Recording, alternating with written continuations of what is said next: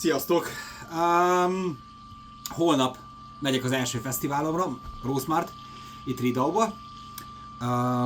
Előkészítem a húsokat, mert holnap, hogyha a vendégek jönnek, akkor azért csak jobb, hogyha már frissen előkészített húsok vannak.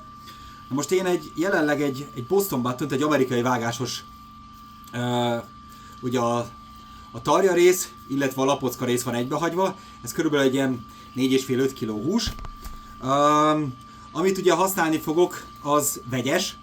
Injektáltam a húst, 4 óra hosszáig állt az injektálóban. Teljesen olyan fűszereket fogok használni, amiket bárhol be tudtok szerezni, illetve egy-két fűszer, amit nehezebben beszerezhető, de helyettesíthető, igazából éppen mindegy. Úgy van, hogy az 5 kg húsnak 20% az első fűszer, 20% a második, vagy a fő fűszer az 50%, és aztán még 20%, és aztán még be lehet ilyen befejező fűszerénekség. Én a Rio Valley-nek a Blanco-nak a Rio Valley-t használom alapozónak, egy ilyen picit így megszórom, egy ilyen SPG-s beütése van neki, ilyen enyhén fokhagymás, enyhén sós, egy picit borsos, de inkább a fokhagyma dominál, ebből nagyon picit kell szórni.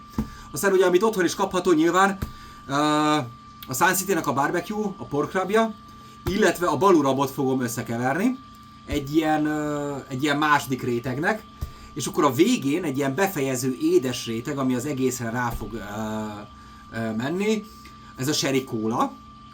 Ezt sajnos Európában nagyon nehéz beszerezni, nem lehetetlen, be lehet szerezni, de ez egy ilyen kólás, serés íz kombinációt ad a végén a húsnak, és amikor széttéped, és elkezded a szádban érezni az ízeket, egyszerűen teljesen más, teljesen roppanékony, érzed a kólát, érzed a serit, érzed az alapfűszereket, tényleg nagyon finom, nagyon finom.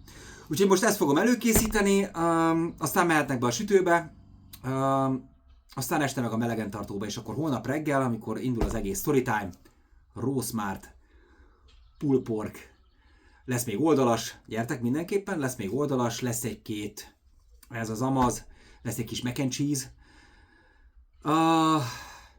Úgyhogy szívesen várunk titeket, az első megmozdulásom. Nagyon kíváncsi vagyok, nagyon várok rá, de vár a pulled pork. Sziasztok!